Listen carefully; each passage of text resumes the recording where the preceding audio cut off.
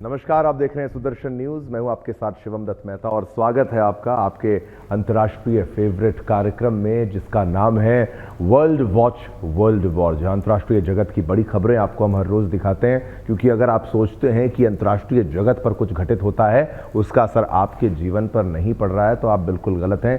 पूछिए पाकिस्तान से, जहां पर रूस यूक्रेन युद्ध के चलते आटे का जो भाव है वो इतना बढ़ गया कि भाई आटा खरीदना मुश्किल हो गया था। चलिए खबरों की शुरुआत करेंगे, अंतर्राष्ट्रीय जगत की खबरें भी दिखाएंगे, चुनाव के बारे में भी आपको बताएंगे कि कोई भी पहलू जो है आपसे अछूता ना रह जाए, कोई भी खबर मिस आउट आप ना कर जाएं। इसीलिए वर्ल्ड वॉच वर्ल्ड वॉर में राष्ट्रीय अंतर्राष्ट्रीय दोनों खबरें एक साथ आपके लिए आज हम लेकर आए हैं।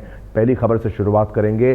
ट्रंप सरकार में सबसे बड़ी खबर आपको बताएं, ट्रंप सरकार में कारोबारी इलॉन मस्क और भारतवंशी विवेक रामास्वामी की क्या भूमिका होगी, इसे लेकर नवनिर्वाचित राष्ट्रपति ने बड़ा ऐलान किया है। ट्रंप ने कहा है कि मस्क और रामास्वामी गैर जरूरी खर्च पर लगाम लगाने वाले डिपार्टमेंट ऑफ गवर्नमेंट एफिशिएंसी को लीड करेंगे। गवर्नमेंट ऑफ एफिशिएंसी का डिपार्टमेंट वहां पर जहां पर लीड करने वाले रामास्वामी और इलॉन मस्क। 4 जुलाई 2026 तक कई सारी कटौती और मौजूदा एजेंसियों में नई क्षमता के जरिए फेडरल ब्यूरोक्रेसी में व्यापक बदलाव होगा। ट्रंप ने department of government efficiency DOGE की बात करते हुए कहा कि ज्यादा क्षमता और कम ब्यूरोक्रेसी वाली सरकार अमेरिका की आज़ादी की 250वीं वर्षगांठ पर देश के लोगों के लिए सबसे बेहतरीन तोहफा होगा। उन्होंने अपने बयान में लिखा है कि मुझे विश्वास है कि वो कामयाब होंगे। ट्रंप ने संघीय सरकार के खर्च में कटौती के लिए जिन 2 लोगों को चुना है, उनमें से इलॉन मस्क एक हैं। स्पेसएक्स के जरिए अंतरिक्ष की दुनिया में बड़े बड़े प्रोजेक्ट्स पूरे कर रहे हैं और उनकी कंपनी टेस्ला की कारें पूरे विश्व में प्रसिद्ध हैं। वहीं दूसरे शख्स भारतवंशी विवेक रामास्वामी हैं, जो बायोटेक कारोबार का जाना माना चेहरा है।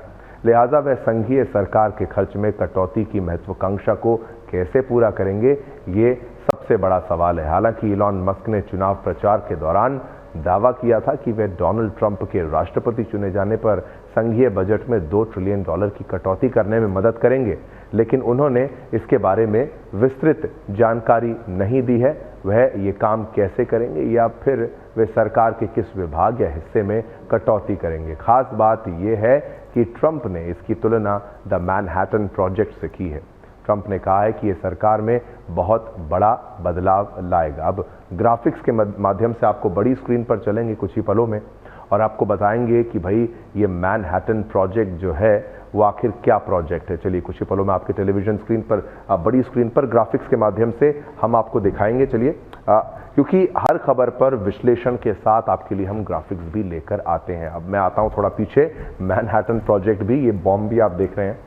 मैनहट्टन प्रोजेक्ट क्या है जिससे ट्रंप ने की है तुलना। मैनहट्टन प्रोजेक्ट के जरिए दुनिया का पहला परमाणु बम बनाया गया था। तो ये बॉम्ब देख रहे हैं ना, ये मैनहट्टन प्रोजेक्ट का परमाणु यानी न्यूक्लियर बॉम्ब है।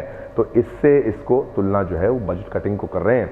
अमेरिका ने दुनिया का पहला परमाणु बम बनाया था और इसको मैनहट्टन प्रोजेक्ट कहा गया था। ये है मैनहट्टन प्रोजेक्ट जिससे तुलना की जा रही है। फिर आगे बढ़ते हैं, जिसका इस्तेमाल दूसरे विश्व युद्ध के दौरान किया गया था। सेकेंड वर्ल्ड वॉर में इसका इस्तेमाल किया गया था। मैनहट्टन प्रोजेक्ट उसी के लिए था। और क्या है, उस परमाणु का जो बम है उसका प्रयोग जापान के हिरोशिमा नागासाकी पर किया गया था। जापान को पूरी तरीके से नेस्तनाबूद करना, बर्बाद करना एक तरीके से प्लान था, लेकिन जापान भी कोई एक छोटा मोटा दुश्मन नहीं था।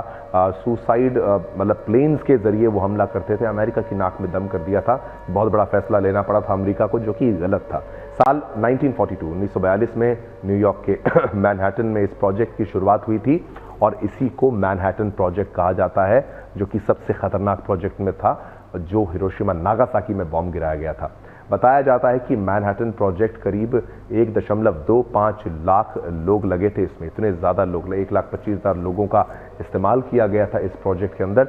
इससे तुलना की जा रही है। और भी कुछ हो तो बताएं कि वापस आपको बताते हैं, जो जंगल में छिपकर न्यूक्लियर बम बना रहे थे। न्यूक्लियर बम बनाना एक बात है, लेकिन उसको आपको छुपा के जब रखना होता है तो आपको उसको जंगल में बनाना पड़ता है। उस तरीके से इन्होंने भी किया। जैसे पोखरण की भी बात आपको याद होगी, कैसे छुपा के भारत ने इसको जो है अंजाम दिया था, इसको इम्प्लीमेंट किया था। आता हूं मैं इस वाली स्क्रीन पर, तो आपको हमने ग्राफिक्स के माध्यम से समझाने का प्रयास किया कि मैनहट्टन प्रोजेक्ट क्या क्या था और कैसे इसको कंपेयर कर रहे हैं, इलॉन मस्क इसका चर्चा कर रहे हैं, और डिपार्टमेंट ऑफ एफिशिएंसी क्या है। अब एक और बड़ी खबर भारत से जुड़ी हुई है, लेकिन असर जो है पूरे विश्व पर होगा। प्रधानमंत्री नरेंद्र मोदी 16 से 21 नवंबर तक नाइजीरिया, ब्राजील और गुयाना की यात्रा करेंगे। पीएम मोदी का ये दौरा नाइजीरिया से शुरू होगा, जहां वे वहां के राष्ट्रपति से मुलाकात करेंगे।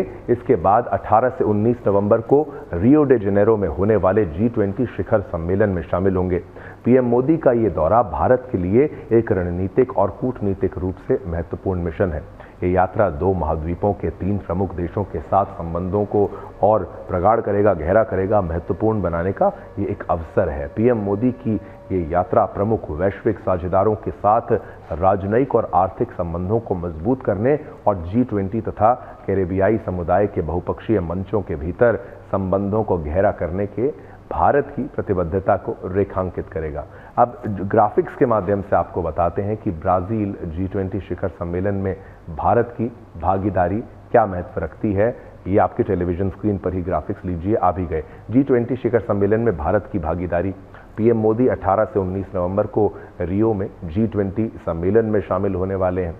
और पिछले साल भारत ने G20 का सफल आयोजन किया गया था और काफ़ी तारीफ भी जो है भारत की हुई थी। और भारत कैसे प्रगतिशील एक देश है, और G20 का आयोजन हर क्षेत्र में ऐसे ऐसे स्थानों पर किया गया था कि लोग सोच रहे थे यहाँ पर इतनी उन्नति संभव है या नहीं। और इस बार ब्राज़ील इस सम्मेलन की मेज़बानी कर रहा है, रियो डे जेनेरो कर रहा है। पीएम मोदी सम्मेलन में वैश्विक मुद्दों पर भारत की स्थिति स्पष्ट करेंगे। G20 नई दिल्ली लीडर्स डेलीगेशन की समीक्षा भी करेंगे। बहुत काम है और ये दौरा बहुत महत्वपूर्ण है। G20 में विभिन्न देशों के नेताओं के साथ द्विपक्षीय जो वार्ता है वो पीएम मोदी करेंगे। देशों से बातचीत भारत के वैश्विक संबंधों को और मजबूत बनाएगा। आप सोचिए, इसके बाद प्रधानमंत्री जो है, आगे आपको बता दें, ग्राफिक्स तो हमने आपको दिखाया। इसके बाद प्रधानमंत्री नरेंद्र मोदी 16 से 17 नवंबर को नाइजीरिया का दौरा करेंगे। इसमें खास बात यह है कि जो 17 सालों में किसी भारतीय प्रधानमंत्री ने नहीं किया वो ये कर रहे हैं। ये पहली यात्रा होगी। ये यात्रा काफ़ी खास मानी जा रही है। इसमें क्या कुछ खास होगा, दोनों देशों के बीच क्या कुछ बातचीत होगी, किन मुद्दों पर चर्चा होगी, वो भी आपको ग्राफिक्स के माध्यम से है, वो हम आपको बताने का प्रयास करेंगे। चलिए उससे पहले हमारे साथ एक्सपर्ट्स भी हमारे साथ जुड़ चुके हैं। सुधीर सिंह जी हमारे साथ इस वक्त लाइव हैं। सुधीर जी, इस यात्रा के बारे में और भारत को इसका लाभ कैसे मिलने वाला है उसके बारे में ज़रा बताइए। प्रधानमंत्री का जो ये दौरा शुरू हो रहा है कल से, तो सबसे पहला स्टॉप अफ्रीका है। अफ्रीका हमारे लिए बहुत ही क्रिटिकल है, रणनीति के लिहाज से भी।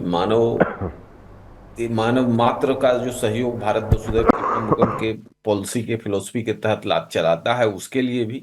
फिर G20 है, तो ये दोनों महत्वपूर्ण हैं। G20 आपने देखा कि गत वर्ष हमने किस गर्मजोशी से इसका आयोजन किया, एक लॉजिकल कंक्लूजन तक पहुंचाया। दुनिया आज संकट के दौर में खड़ा है। क्लाइमेट चेंज का मुद्दा है, रूस यूक्रेन का मुद्दा है, हमास इजराइल का मुद्दा है। ये सारे मामलों पर G20 को एक लाइन लेनी है। But G20 basically economic cooperation की बात करता है, और वो भी महत्वपूर्ण है जो कि इन खतरों से बाधित हो रहे हैं। तो इन तमाम मुद्दों पर एक G20 की नीति बनेगी, और उस नीति में प्रधानमंत्री मोदी की अहम हस्तक्षेप होगी। क्योंकि प्रधानमंत्री मोदी पिछली बार अध्यक्षता कर चुके हैं G20 का, सारे नेताओं से उनके साथ व्यक्तिगत संबंध है। तो निश्चित तौर पर एक नई दिशा जो है G20 इस सम्मेलन से देगी दुनिया की मानवता को। वाले और पीएम मोदी की अगर बात करें, G20 की अगर आपको याद आएगी तो G20 की भारत में जो मेज़बानी थी उसका कंपैरिजन आप अगर करें तो बाकी देशों में G20 का लाभ भारत को कैसे मिला और अब ब्राज़ील को कैसे मिलने वाला है। देखिए, कोई फायदा मिलता है ऐसा नहीं है। ये तो एक रणनीति के तहत आपको करनी पड़ती है, एक दायित्व है। वो दायित्व अगर आप अच्छे से निभाएंगे तो आपको उसका फायदा मिलेगा, नहीं करेंगे तो लोग खुश नहीं होंगे। G20 दुनिया के उन तमाम क्षेत्रों के 20 प्रमुख आर्थिक तौर पर विकसित और या अति विकासशील राष्ट्र हैं, जो दुनिया के हर भौगोलिक क्षेत्र का प्रतिनिधित्व करते हैं। और वो दुनिया की तमाम समस्याओं पर उनकी अपनी चिंताएं हैं, और वैश्विक मानवता को किसी भी खतरे से बचाना चाहते हैं। तो ये बहुत चुनौती भी है। जिस तरह से प्रधानमंत्री मोदी के नेतृत्व में भारत ने 2023 के G20 को सफल बनाया, ब्राजील के लिए चुनौती होगी कि उस लाइन को कम से कम बराबर तो करे। लेकिन निश्चित तौर पर G20 एक संगठन के तौर पर अभी जो दुनिया में जिस तरह के हस्तक्षेप की जरूरत है, मुझे उम्मीद है कि ब्राजील का रियो डी जेनेरियो का G20 सम्मेलन उस नजरिए को जरूर रखेगा दुनिया के सामने। बात है, लेकिन अब जो विश्व के हालात हैं सुधीर जी, मैं अगर आपसे पूछूं इस दौरे के साथ साथ विश्व के हालातों के ऊपर किस तरीके से चर्चा है। और एक बात जो ये है कि भाई ट्रंप के अब जो उन्हों को चुन लिया गया है, तो क्या युद्ध को लेकर भी फिर से ये मुद्दा उठने वाला है कि भाई रूस यूक्रेन वाला युद्ध जो है, और अब तक कोई एक्टिव फैसला भी लिया गया या फिर ट्रंप की बातें केवल बातें रह गई? दोनों अलग अलग चीजें हैं। G20 में शायद ये सब चर्चा में नहीं हो, लेकिन राष्ट्रपति ट्रंप चुने गए हैं और दुनिया के राजनीति में एक बड़ी घटना है। और ट्रंप साहब ने कहा है कि यूक्रेन के युद्ध को वो बंद करना चाहेंगे। उसके लिए काफी हलचल भी शुरू हो गई है। यूक्रेन भी अपना मत दे रहा है, रूस भी अपना मत दे रहा है। देखिए, 3 साल युद्ध के हुए कोई नतीजा नहीं निकला है, तो इसका एक समझौता तो होना चाहिए, ये दरकार है, ये जरूरी है। मानवता वहां त्राहिमाम में है। तो निश्चित तौर पर ट्रंप साहब ने जो अपॉइंटमेंट किए हैं, खास करके उनके विदेश मंत्री, उनके राष्ट्रीय सुरक्षा सलाहकार, उनके रक्षा मंत्री की अपॉइंटमेंट होना है।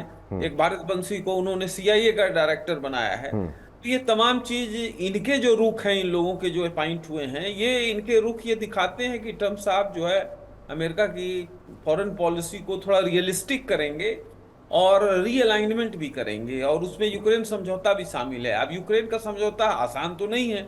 रसिया बहुत क्रीमिया, डोनबास वगैरह बहुत सारे क्षेत्रों को कब्जा कर चुका है। अब क्रीमिया, जो ट्रंप साहब ने संकेत दिया कि क्रीमिया तो भाई अब बातचीत में नहीं आएगा, वो तो अब रसिया का हो गया। लेकिन डोनबास जैसे और जो छोटे छोटे जगह पिछले साल से रूस ने अपने कब्जे में लिया है, शायद ट्रंप साहब जोर देंगे कि रूस को इससे पीछे हटना होगा। After all give and take से समझौता होता है। मुझे लगता है कि